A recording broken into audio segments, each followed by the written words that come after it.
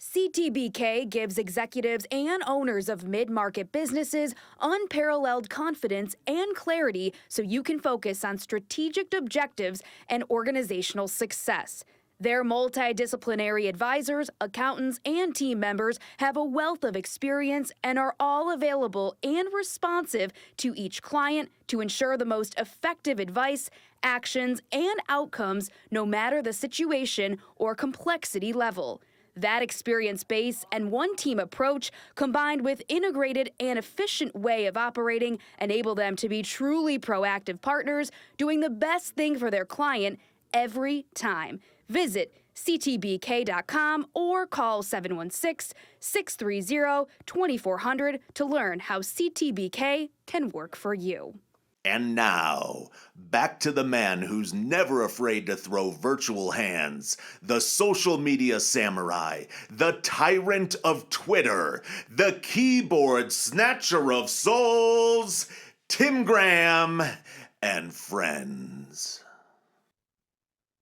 Welcome to Tim Graham and Friends, brought to you by CTBK, CPAs and Business Consultants. I'm Tim Graham of The Athletic, here with Jonah Bronstein of Bronstein Sports Plus. While I have your attention right off the top here, please subscribe to us. I think Jonah and I at some point are going to get to doing some live podcasting, whether it be on YouTube or Twitter or whatever we're going to do here, but through YouTube. So if you're a YouTube viewer, hit that subscribe button. It's right there in front of you right now. If you've downloaded this for future listenings, the next time you're on your platform of choice, subscribe there, comment, give us the likes, give us the feedback, whatever it is you want to do. We always appreciate it. The Buffalo Sabres really are in trouble.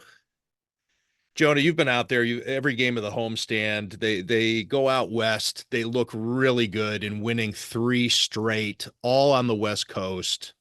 They're in a playoff spot, which is rare territory for the Buffalo Sabres over the last decade and a half. And now they've lost 8 in a row with a couple of loser points mixed in.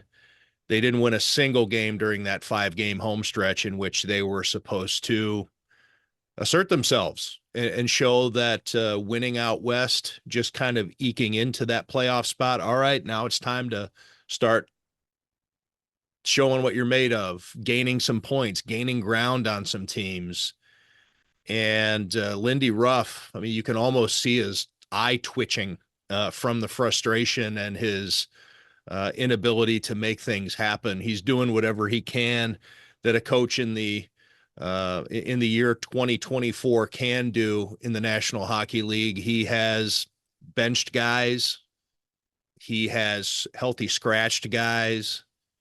I think about the only thing that you can do now is send some guys down to Rochester if they're young enough that they don't have to clear waivers. But Jonah, and we haven't had the podcast since Kevyn Adams had his disastrous news conference. I don't know if he got coached up before he walked out there and spoke to reporters. I don't know if he got any guidance at all as to what he should say or should not say. Daisy Graham's coming in with the squeak toy. She wants to join the conversation. So if you hear some of that in the background, it's just my dog. But Jonah, 5-game homestand's over. You were out there for all of it. How would you explain the mood of the organization? Not just, the fans, the chants and the inflatable palm trees being brought to the arena and fire Kevin and whatever else you're hearing. Well, you go back even a little further. It's this 8-game losing streak coincides with playing 7 of 8 at home, the longest home stretch of the season. If it was 2 different home stands with 1 road game in between, but they don't have another 8-game series of games where they're at home that much for the rest of the season. And that's an opportunity in the schedule to gain some ground. They come into that coming off their 3-game road trip. They're 7th in the conference. Now they're 14th. And if Montreal wins tonight at home, they could be in last place in the East again after being in a playoff spot 2 weeks ago. And, 5 of the games they had the lead. 6 of the games they lose by 1 goal, 3 overtime or shootout losses. So they didn't get whooped too many times. On balance, they played below average hockey, but not bad hockey. It's been a lot worse on the ice and the product. The Sabres have been through worse stretches of play, but this is as bad as it gets, I think, from just the vibes and the atmosphere and the fan base kind of turning against the Sabres in some ways, and Kevyn Adams and the players and Lindy Ruff, who's still a popular figure, but his struggles and his mood, and I think the fan base's mood about him and the franchise and what he's able to do is very down and dour. It's about as bad as it gets. They go into now a 3-game road trip and a tough back-to-back. It could get worse. And they're not out of it yet. They're still only a half dozen points out of a playoff position, but it feels like I wrote, my little piece for WIVB that, I was making kind of a snowman reference to the abominable Sabres and the way they've played.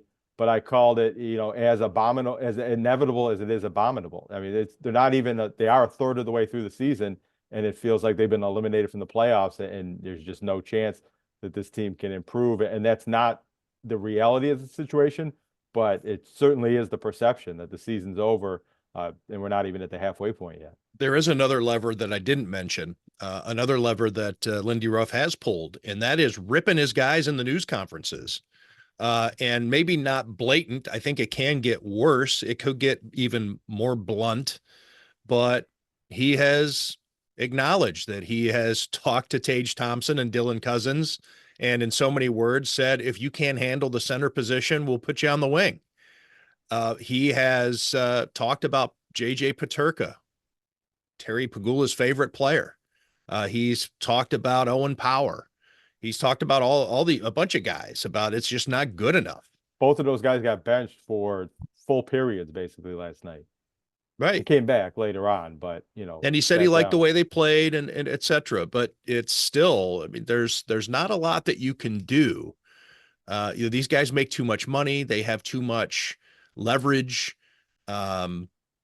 Guaranteed contracts such as they are in the National Hockey League, and the inability to move guys, and you can't just trade them off your team anymore. Well, the Sabres could trade guys away, but Kevyn Adams has talked about how he can't get anything in return. That 23 minutes, and like I said, we haven't had a podcast since that happened, but that 23 or 24-minute news conference that he gave last Friday, to me, it sounded like a guy who was saying, I can't do this job.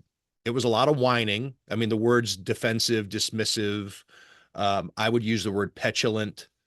It was a bad showing all the way around. Go ahead, Jonah.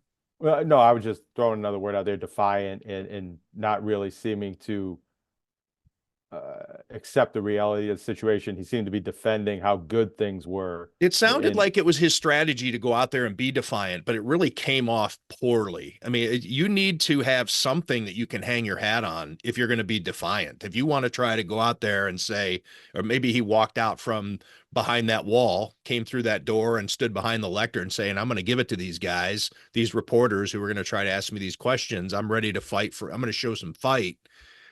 He had nothing to show for it. There's nothing in terms of the standings, recent play. The Sabres have not responded since that news conference. And a lot has been made of the palm trees and taxes comment, but he really did, I think, unintentionally. He didn't do it on purpose, but he came away insulting Western New York. So it just upset the fans that much more. But yeah,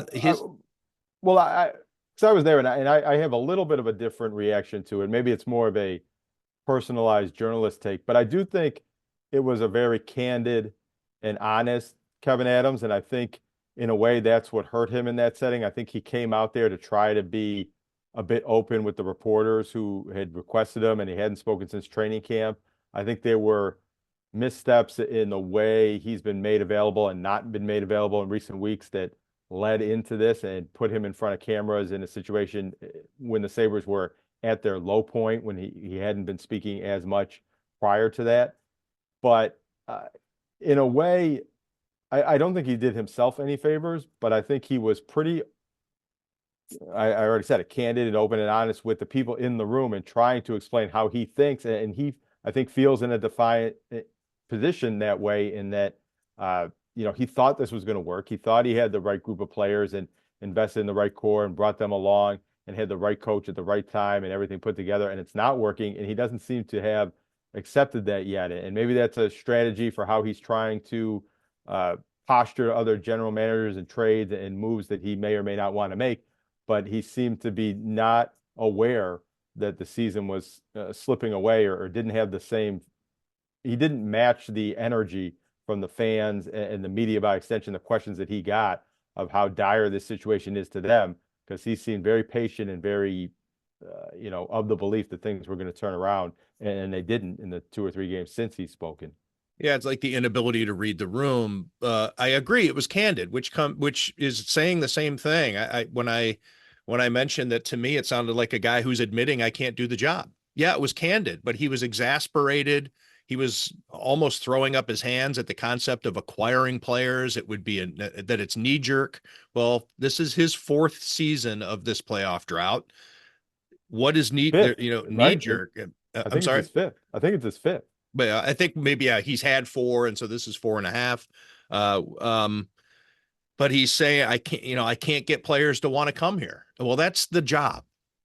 And yes, that the palm trees and taxes line made the headlines, and it's what a lot of people latched onto because it's easy to make fun of. It's easy for the fans who are frustrated to grab onto that and vent, just as they would Doug Whaley's not privy and Darcy Regeer's suffering. I mean, there's all kind. Sometimes your news conference, that's what it comes down to, is a misstep, and that's what gets latched onto. But there were some other troubling things that were said in there about the salary cap and things that just didn't quite make sense. Matthew Fairburn has pointed it out regarding, the $7 million in cap space the Sabres have, and that room needs to be made or at least this is, Kevyn Adams says that they need to have some space to handle the players who are going to be up. Their contracts are going to be up. But one of them's Devin Levi, who's down in Rochester. I don't know that he's going to get a significant raise. The others are guys who've been benched. Quinn, who's got 1 goal all season. He was a healthy scratch again on Wednesday. I mean,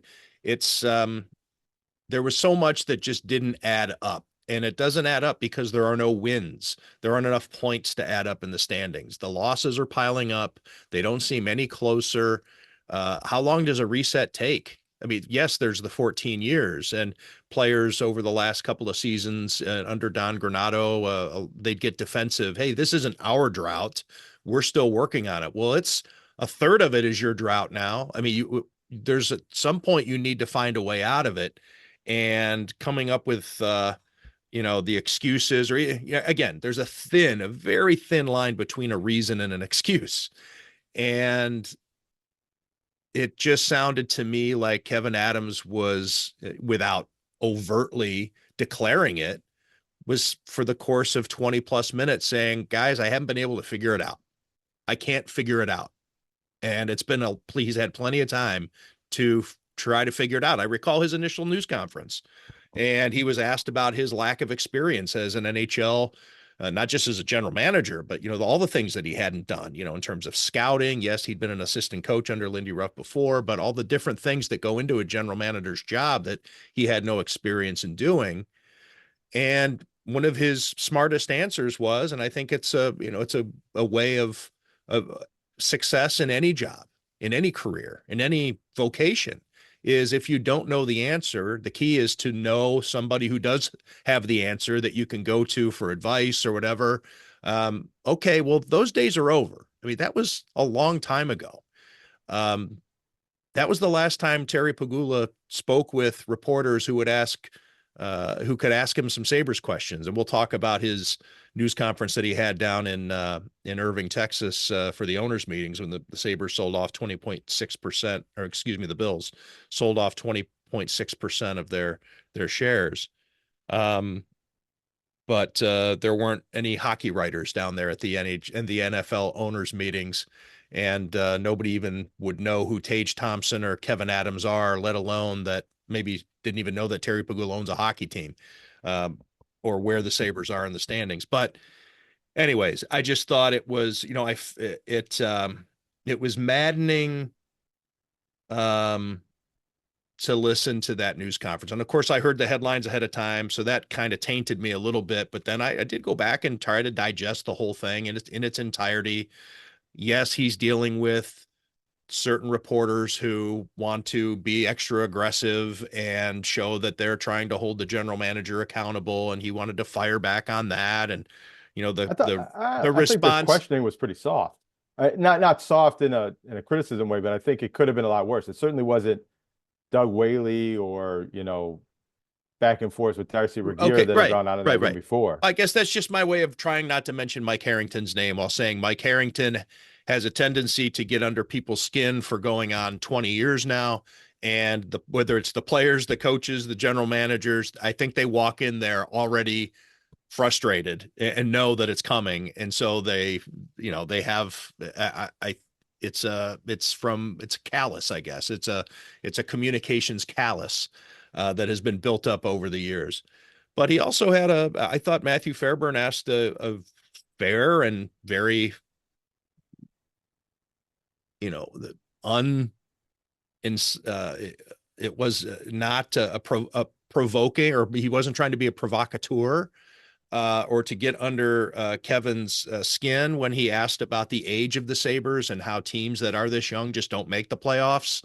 And so Kevyn Adams' response was, well, I guess we should have signed Craig Anderson. He's 40. He would have raised the age. It's just that it's been a week now, and people have heard all their takes, probably from people who they care to hear from about this way more than me.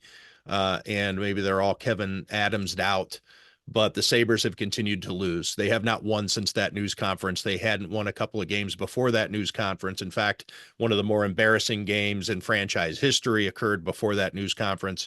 And let's just say it didn't spark them. So I don't know, Joan. I mean, we've talked a lot there, but I guess from a hockey standpoint, unless you want to talk more about Kevyn Adams, but what's left to do other than him pulling a trade out of his ass or something? I think the next move that any Sabres fan the only move that they'll tolerate now that's acceptable for them is firing Kevyn Adams. Well, right. And it's gotten to be a rather toxic situation with the fans and the inflated palm trees and the palm tree emojis on social media. And some fans are reporting they're not allowed to bring in the palm trees anymore. I think the palm tree line wasn't really that bad. It was delivered poorly for Kevyn Adams' sake, and he kind of walked himself into this nonsense with the fan base. But I really don't have a problem with what he said and the entirety of his quote and the point he was trying to make. But it's become a thing now, and the Sabres really shouldn't be in the business of feuding with their own fans, at least from that side of things. And Kevyn Adams does need to make a move. He needs to make probably more than one move. He needs to do something to jumpstart this hockey team and get it going. I don't know if Lindy Ruff is trying to send him messages through some of his comments in the media, or maybe he's more direct with them behind closed doors. But I think that he should be talking to Lindy Ruff about what type of player he wants to add to the roster and what type of players are on the team that maybe he doesn't want to coach anymore or has opinions on, whether they belong there anymore. What I would find fascinating, Jonah, and I don't think we'll ever get this answer because me knowing Lindy Ruff and how he operates, and I think, maybe there's somebody in the organization eventually that would tell, but I'm curious how much of Kevyn Adams' blessing Lindy Ruff has on all these maneuvers, or if he's getting any friction from the general manager, because a lot of these guys are Kevyn Adams draft picks, or if maybe Kevyn is saying, yes, do it, do whatever you want. I don't know. I don't know really what that relationship is, but Lindy Ruff has so much more experience at this than his boss, than his general manager, who used to be his assistant coach. I'd love to know what those conversations are like. Well, and it's the things they've said publicly, the players and Kevyn Adams and even Lindy Ruff, about how much the Sabres wanted Lindy Ruff to come in and hold players accountable and be himself and coach his style. So I think at least the in-game benchings and some of the ways he's trying to coach up the young players has been accepted by everybody in the organization. Oh, and Power practically said, "Thank Yeah. you, sir. May I have another?"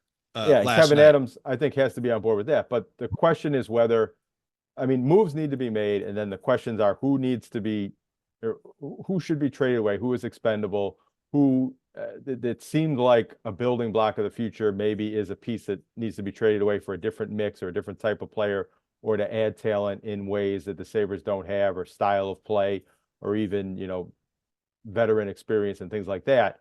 And that's harder to execute with all the different no trade clauses and no movement clauses and different things that the Sabres have to deal with.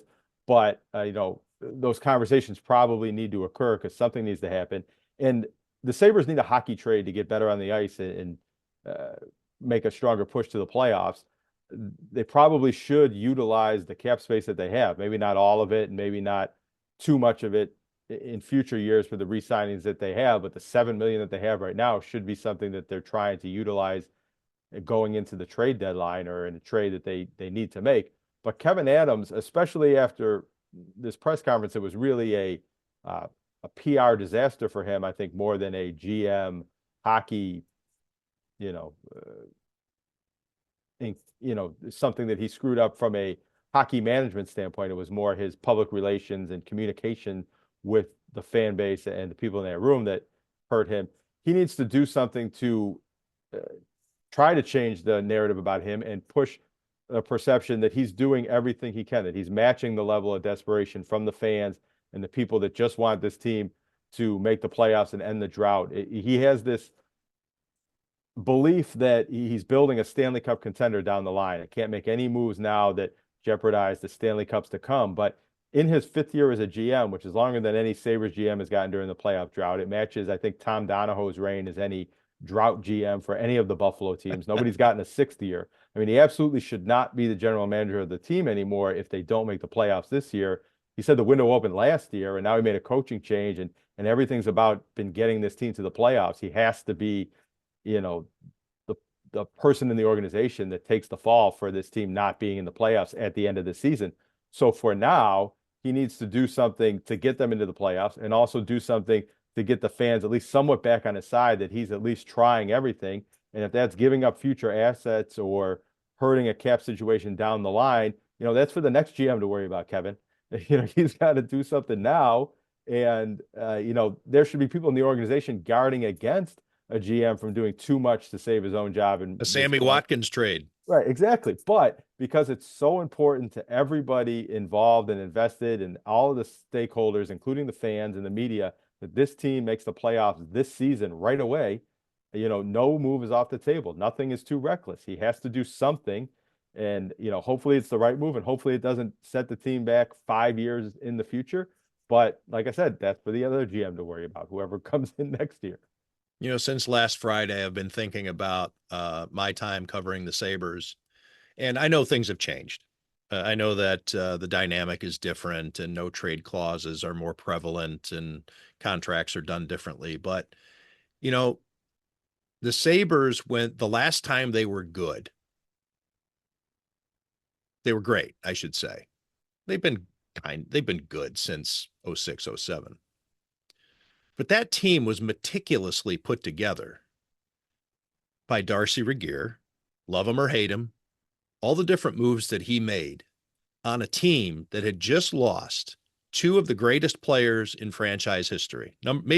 My belief, the number 1 player in franchise history, Dominic Hasek, wanted out. One of the reasons he wanted out is because of the contract squabble with Michael Pekka, and he thought that hurt the team. They trade away Michael Pekka. And then the owner gets led away in handcuffs on federal fraud charges, goes to prison. The team is bankrupt. The NHL actually chooses an owner before Tom Golisano, who also had money issues. The sale never went through. It would have been a second embarrassment as Mark Hamister, who was the local face, but the money man didn't have the money. Berman was his last name.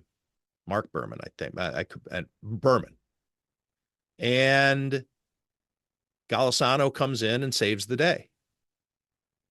That team was awful. They had nothing going for them. And Darcy Regier found ways to get talent, impressive talent too. Chris Drury did not want to come to the Buffalo Sabres.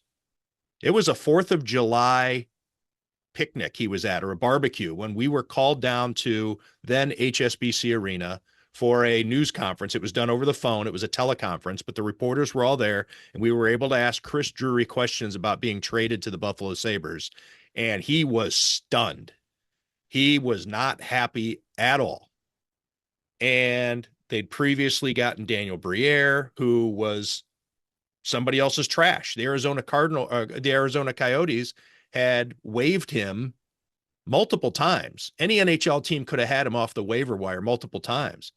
The Tony Ludman, and I'm just thinking all these different guys that they went and traded for, guys who they picked up. Here are their pieces. They got their pieces. But they made trades at a time when they were probably in fact, the Hockey News used to do a poll every year, a player poll, the least favorite city or your least favorite team or place to play in the NHL. And the 3 teams, and it was just a rearrangement of the 3 teams every year. It was Buffalo, the Islanders, and Edmonton. I mean, every year without fail. And yet the Sabres and Darcy Regier and Lindy Ruff coaching him up and doing whatever he did, they were able to pull out of it in a lot less time than Kevyn Adams has had. I mean, 4 years after John Regas was arrested, the Sabres were good again. They were bankrupt, actually bankrupt. Not like bankrupt in some sort of character sense or, some esoteric, they were actually in bankruptcy. And guys, people in the front office weren't sure if they were going to get paid that week, and all kinds of things were happening. Players were giving bonuses deferred, and anyways, it was ugly. It was an embarrassment of not just for the Sabres, it was an embarrassment for the National Hockey League, what was happening with the Buffalo Sabres. And they acquired the pieces to get better. Now, yes, they struck gold with Ryan Miller in the 5th round. He comes of age at the right time. Thomas Vanek, they got that draft pick because they were awful. They got an early draft pick and they get Thomas Vanek. But Vanek was a healthy scratch in the playoffs in 2006. It wasn't like he came in and changed he was a piece. He was just a piece. They were so good that they didn't need Thomas Vanek because they had so much other skill. Yes, they had guys left, the younger talent who were on the bankruptcy teams like a Finneganov. Jay McKee was a holdover. Talinder, Marty Baron was a stabilizing force. But I've ever since Friday, I've just been thinking that. I mean, Jesus. I mean, figure it out. Yeah, but that's where I think if you look at it and you go move by move, Kevyn Adams hasn't done that poorly, especially with the trades. Jordan Well, he Greenway, picked a fight Ryan with Jack McLeod. Eichel, which has resonated, and I think is a Sure, massive but reason why players would rather die than, well, I don't want to say that. They would, the Sabres have actually had players who choose to retire than keep playing, right? This year? Not this year, but in the last few years, they've actually had guys be like, you know what, I'm out. I'm just not going to play anymore. Well, the point I'm trying to make is I don't think Kevyn Adams has had a lot of whiffs with the trades he's made. They've all been kind of on the margins, but I think he's made some pretty good trades. He's drafted pretty well. If you go move by move and you were to grade each move for what it was, I think he has more hits than misses. But maybe they're all singles, and he really hasn't made any big moves, or he struck out in free agency and trying to make those big moves or trades where he couldn't get contract extensions done or the players to agree to come for the trades. He just hasn't done enough. A lot has been invested in young players that either Kevyn Adams drafted or they were drafted very soon before Kevyn Adams got here, or young players, Peyton Krebs and Devin Levi, and guys that they got in trades, but they were prospects at the time. And those players, a lot of those players are either haven't developed properly or are stalling in their development or too young and not ready yet. But there's this belief that this core is going to blossom into, the next great team in the NHL together. And Kevyn Adams and the Sabres management is going to look really smart for having the patience, but it just isn't happening yet. There is an urgency here because of the playoff drought and everything that goes on or that has gone on from previous general managers and cultures that this team and this group of in the locker room doesn't need to own, but they have to because that's what goes on here and that's what's gone on here. Maybe Lindy Ruff owns it because he was here at the start of everything that happened, but he just needs to do more. And if he can't, then the Sabres need, or Terry Pegula needs to figure out who can and what the situation is for. But if Kevyn Adams just made more moves, because the moves he's made have they haven't worked, but they've sort of been wins. If he could just make more of those or make a bigger version of those and continue to add to the team and utilize the cap space and do everything to make the roster as good as it can get, maybe it works. And even if it doesn't, at least if it looks like he's doing everything he can and maximizing and playing all their cards and using the whole deck, I think that's what this fan base wants more than anything, is that let's go for it, do whatever you can to make this team better, and no more waiting, no more patience, no more next year. And that's what he hasn't done yet. They have the prospects, they have draft picks, they have future draft picks, and he did trade Matt Savoy, but he hasn't made enough of those win now moves. And the time to win now has come and gone already, and they need to be done now. And he is still the general manager, even if he can't. You're saying, he was kind of tacitly saying in that press conference that he couldn't do the job, but he is still in the job. So do the job. Yeah, that's figure it out, I guess. I mean, that's what all these different things about, well, I'm trying and I'm doing this, and I had this trade in the off season, and you guys would have gotten on me for that too. Like, even every explanation that he gave had the undercurrent of, just the passive aggressiveness. You guys would have gotten on me for that, but the trade didn't go through, and well, hey man, I mean, the people don't want to hear about the labor pains. They want to see the baby. And this it's been 14 years of a pregnancy that hasn't happened. The Bills, they're playing the Lions on Sunday. It's the last interesting game on the schedule until the playoffs, as far as I'm concerned, because I don't care about the New England Patriots in week 16 and 18 and the New York Jets sandwiched in between in week 17. It is a potential Super Bowl preview on Sunday. It's been an interesting week for the Bills. They've had some injuries. Damar Hamlin was added to the injury report today, but it was a asterisk injury report because the Bills could not practice today because of the bad weather down in the South towns.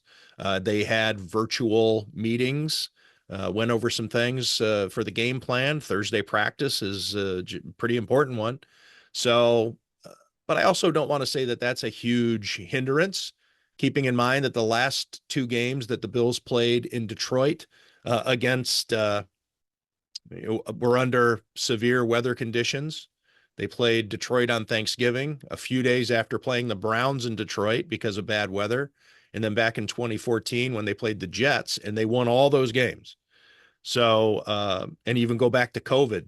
There was the game where the Bills were playing the Tennessee Titans, and I think the Titans hadn't practiced in, I don't know how many, like a week or something like that, and then just blew the door off the Bills. I recall saying that I don't want to hear anything about the importance of practice anymore if the Titans even come close to winning the game, and the Bills weren't even in it from about the opening kickoff. Well, while I would agree with that from my perspective and your perspective, the Bills, if you take them at their word for what they say, are a team that says they need to do more work. They're coming off a loss. They need to put more work in, and they need to work harder. Fundamentals. And I would think that a team that believes that, if they truly believe that they need more work at this point in the season, is responding to having kind of a week off from work here and an inability to. I mean, I guess they can do a lot mentally on the Zooms, but an inability to do much on the field for the last 2 days. Well, one of my concerns after that week 13 victory over the 49ers, in which the Bills clinched their fifth straight AFC East championship, and I talked about it on Buffalo Kickoff Live last Sunday, was staying sharp, because going out to Los Angeles, playing a non-conference opponent. You just shored up your division title. You know you're in the playoffs. You have 5 weeks to go, the whole thing. Detroit coming the week after Los Angeles, so the classic trap game. And, the Bills have, I think a strength of the Bills this year has been that they've been loose. And, whatever it was at the beginning of last season when Josh Allen looked like he was trying to sort through how to be an NFL quarterback again. He was like a rookie with his demeanor, and everything was checked. And is he supposed to run, or is he allowed to run? And his low positive, we've talked about that on this podcast before, about just how strange and tightly wound everybody was. And Ken Dorsey is a tightly wound offensive coordinator, and Sean McDermott's a tightly wound head coach. And that they've been much looser this year. And I think it's been an incredible strength. They've talked, or at least we have mentioned the addition by subtraction of Stephon Diggs. And they were hinting back at St. John Fisher about how relaxed and at ease, and everybody was just feeling a good vibe about being the camaraderie within the organization was in a really healthy place. And we've seen that even after the back-to-back losses to Baltimore and Houston. It looked like things could get sideways there. They pulled back and they pulled it back together, and they win 7 straight. So I think that looseness can turn into casualness, and Sean McDermott is going to have to figure out the ways to hit the right chords about staying loose, but not getting sloppy, not getting too loose down the home stretch here, because you need to stay sharp. You don't want to lose it for the playoffs. You hear about coaches, the debate, it comes up every year. Do you want to rest your starters in the regular season finale when you're heading into the playoffs? Do you want to keep them sharp? It's a big debate. Well, here the Bills are with an entire month of games against inferior opposition, aside from this Sunday in Detroit. But you've got New England twice and the Jets after that. Those games, unless, obviously chasing Kansas City for the number 1 seed, which is possible. But, so the game, you want to win those games. But anyway, I'm just saying that if it's a debate whether or not to stay sharp on one game, imagine what it's like to try to keep these guys focused for an entire month heading into not just focused, but getting better and going from, as Sean McDermott likes to call it, playoff caliber to championship caliber. Well, I think in that regard, losing last week helps them, helps refocus, and I think that always helps. I think missing a practice might do it too. I think, this week Maybe. they might be like, all right, like just a little extra edgy, a little extra agita, anxiety. Yeah, I mean, I know the Bills have a good record and good history with these games where the snow disrupted their practice and moved them around. Even some of the home games where they did play here, but they weren't able to practice on Wednesday or Thursday. But I don't know if that means that that's always a positive situation. They're going against a good team, maybe the best team in the NFL, probably the best team in the NFL that has extra rest coming off a Thursday game the week before, getting healthier. It's a cold weather city, but they're probably practicing indoors and, not affected by the weather at all up there in Detroit. And, but another loss this week might also help the Bills stay focused for those final 3 games. They still need to, win more games than the Pittsburgh Steelers down the stretch to keep that number 2 seed, and a home game in the divisional playoff round, and a better matchup probably in the wild card playoff round. And I think the Bills are very aware, and they're probably, even though maybe it looks like it's going to be very difficult to catch Kansas City for the number 1 seed, I think the Bills locker room is still very much of the belief that if they win the remaining games, they might have a chance to do that and get a bye and get home games in the playoffs. So there's still a lot to play for and a lot to motivate the Bills. But what I think you led off with the main thing, that this is the last interesting game, the last relevant game to really draw some conclusions about the Bills. And the Bills have a very good record and an MVP candidate at quarterback, probably the MVP favorite at quarterback, and other players playing very well. They're one of the best teams in the league. And up until a week ago, we're playing like the best team in the league, the front-running team, maybe to go to the Super Bowl, at least in the AFC. But, depending on where the Rams finish, if you look at teams that are playoff caliber, playoff type games that the Bills have played this season. I think they're 2-3 so far, and this is going to be the last one they play in the regular season. If they don't win this game, that's 2-4 in the regular season games that maybe tell you how good the Bills can be in the playoffs. I don't think that's a good sign. It's why home field advantage is going to help the Bills along their path. But if they beat Detroit, if they go on the road with this coming off a loss in this week where they weren't able to practice and they beat the best team in the league that hasn't lost in however many weeks, then absolutely you can look at the Bills. They can beat anybody. They can win any game in any stadium, and you might as well start booking your Super Bowl plans. But if they don't win this game, they have twice as many losses as wins in these type of difficult games. And I think that tells you a lot about their chances of winning 2, 3, 4 more of those when the postseason comes around. Yeah, that's why I wrote the tone of my column was not about the defense as much as it was the in-game decisions.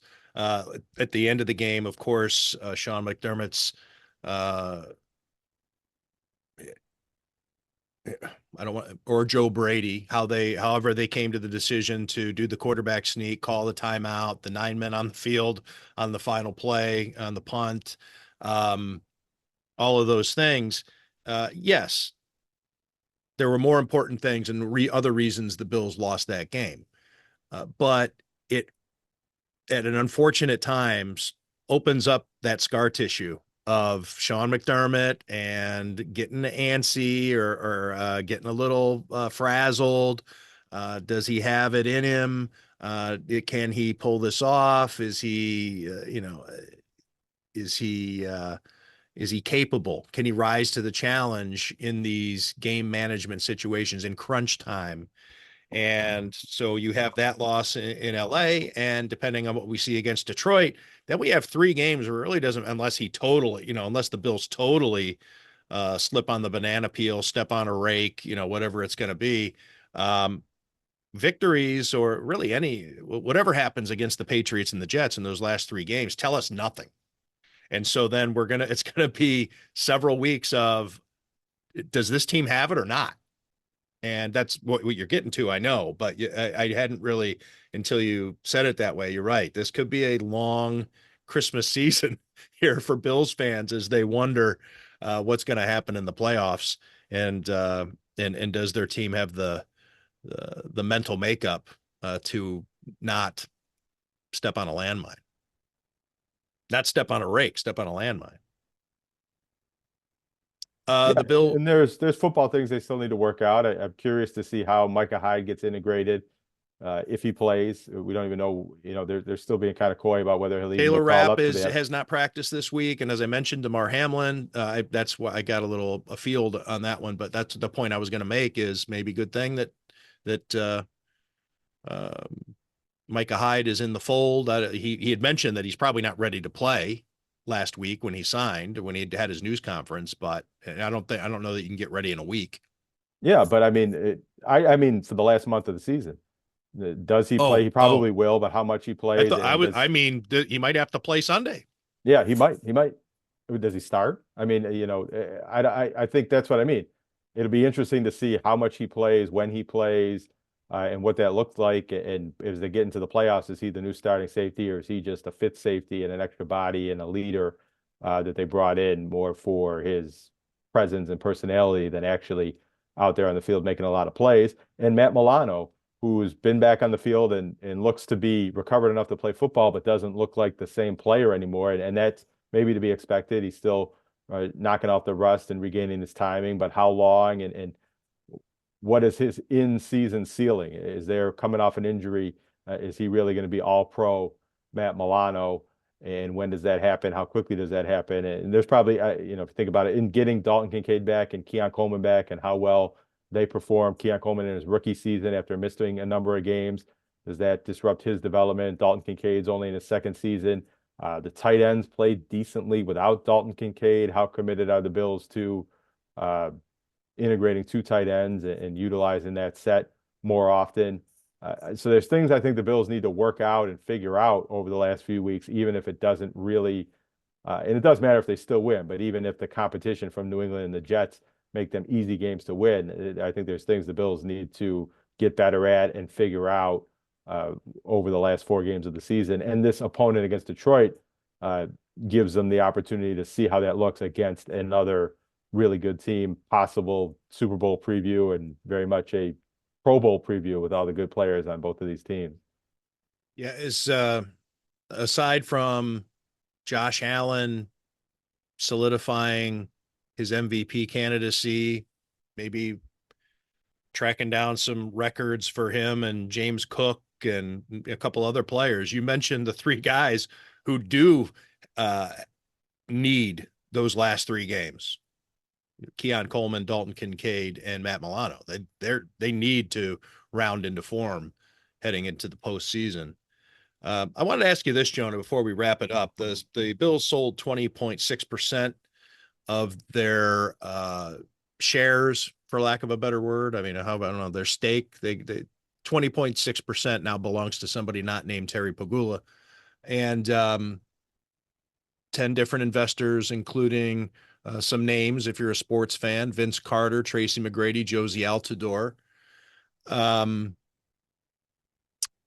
It's interesting. And I don't know really what the line is. And I don't know if it's because of the disdain for Terry Pagula, because of what's going on with the Sabres and the public money that went to the stadium.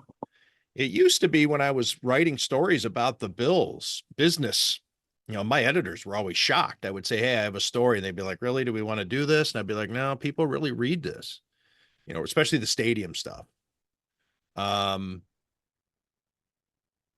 People don't seem to care about this. It doesn't seem to register the ownership story. And I don't know if it's because it's just Terry Pagula's money and it doesn't affect anything. The shovels are in the ground, or the heavy equipment, and we've seen the girders and a skeleton. We can actually envision a stadium across Abbott Road, so we know that the Bills aren't moving. I think, is everybody just relaxed now and they just don't care about the Bills front office anymore? No, I think what that says is that nobody really understands why they should care. And I think the onus is on either the Bills or the media, or in partnership, telling some stories as to why it matters who owns 20.6% of the Bills if Terry Pagula still has the controlling interest and makes all the decisions. And Terry Pagula did say one interesting thing about bringing in female ownership and having their influence. And it does seem like in some ways he's going to listen to these minority partners and be open to suggestions. And, one thing I hope, when you look at the financials and the numbers on paper, Tracy McGrady and Vince Carter and Josie Altidore don't own significant portions of the Bills. They seem to be figureheads in a way. Maybe they are, maybe they aren't, but that's the way it looks from a numbers standpoint. But these are connections now to the NBA and, major professional soccer overseas. And if that can bring those type of sporting events to Buffalo, if those are partnerships that can lead to, and maybe it leads to Bills games in Toronto as well.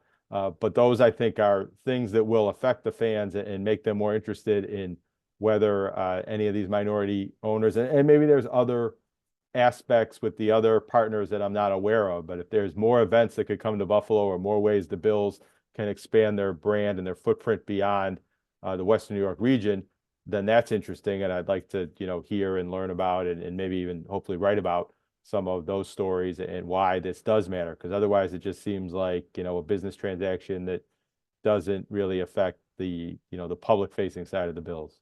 Yeah, I think, yeah. And it's been made clear from the beginning, and whether it remains true, I'm not sure. Like you said, there are all kinds of ways that these 10 new shareholders can impact the team, influence Terry Pagula's thinking, his direction, or Pete Coelho, and how they're much closer to Terry Pagula than the average executive. I mean, they may be able to affect change or make things happen. You're right, all those things.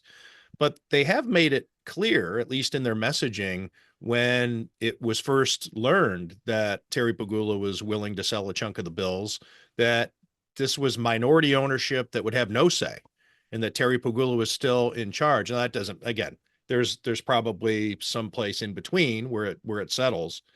But I think that sending that message right away, to your point, Jonah, and getting to my point of the fans, they're They're already programmed not to care about this, that it's all like a PR move. And it's, yeah, a few familiar names that I know, but otherwise these people are inconsequential. So why do I care? And I found it interesting. Terry Pagula spoke yesterday, and which is significant in and of itself. That's newsworthy that he spoke. Now, he gave some emailed responses to the Buffalo News. The Buffalo News had a story ready to go with the background on all the people and the process and how it all went. And then Terry Pagula spoke to a group of NFL reporters for 4 minutes, but he said some things that were interesting, like you said. And it's newsworthy that he spoke at all. But the feedback I got wasn't anything about what he said. It's that he didn't answer any Sabres questions. And I had to explain to people, well, he's at an NFL event with NFL reporters who are there writing NFL stories. And in 4 minutes, there was a high percentage of reporters who had a chance to talk to Terry Pagula that had no idea that he owns an NHL team. And even if they did know, they wouldn't have given a shit to ask a question about it because it's their job to cover the NFL. So, anyways, I think that the disdain for Terry is overshadowing much of the business stuff. People want a winner on the hockey team. They want him to answer. He still hasn't answered a question about receiving the public money. And, I'm sure he's got a very obvious answer that he could give, but still nobody's really ever asked him that question. And I think there's just a lot of fans with the PSLs, and there's just so much,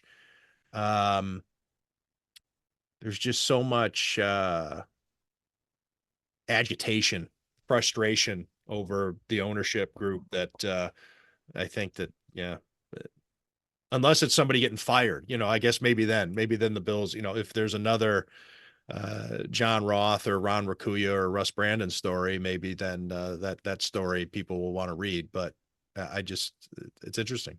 Well, I think that's the frustration from a lot of the Sabres fan base. Isn't just that the hockey team's losing and they want the owner to answer for that and to, speak to, his evaluation of the general manager and the team and the people who work for him. But also there's this perception that he's too preoccupied with the Bills and the NFL and that business and the stadium that he's not aware of how bad it's gotten. There's a guy in the 300 levels. Maybe you can hear him on television. He's so loud that keeps yelling, "Where's Terry?"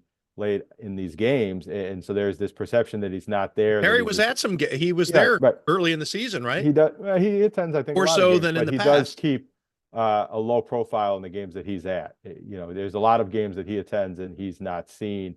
He's not out in the visible owner's box. He's kind of brought in the press box behind everybody, maybe after the anthem and things like that.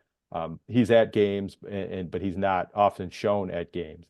I don't know if he was specifically at these games. I don't think he was because of the Bills' travel schedule and things like that, where the fan is specifically asking for him.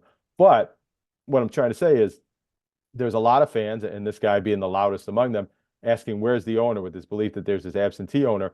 But there's also a belief from a number of fans and media, and I think this might be more accurate, that he's a little too involved in the decision-making for the Sabres. And that's the problem with the Sabres, that the owner kind of treats this as his fun project, that he likes to build a hockey club and he needs to get a president of hockey operations. And I don't know which one it is. It's probably somehow in the middle, but he really can't win for losing with this because he's either not there enough or involved too much. And it's kind of the push and pull that the general manager faces. As long as this team loses, there's nothing that the owner can do right. There's nothing the GM can do right. And apparently there's nothing that Lindy Ruff can do right as long as this team keeps losing and missing the playoffs. But, it's just kind of interesting. I don't really know myself if Terry Pagula is not at the Sabres enough, or he's there too much, or he's too involved. I mean, if you look at the Buffalo Bandits, which he owns, and he's very hands-off with that club, and they're the most successful team that he owns. So maybe that tells us a little bit about, how it should be run. Jonah, anything else going on that we should mention here before we wrap up? Bandits are 1-0, and they are a few weeks away from their home opener, raising the banner.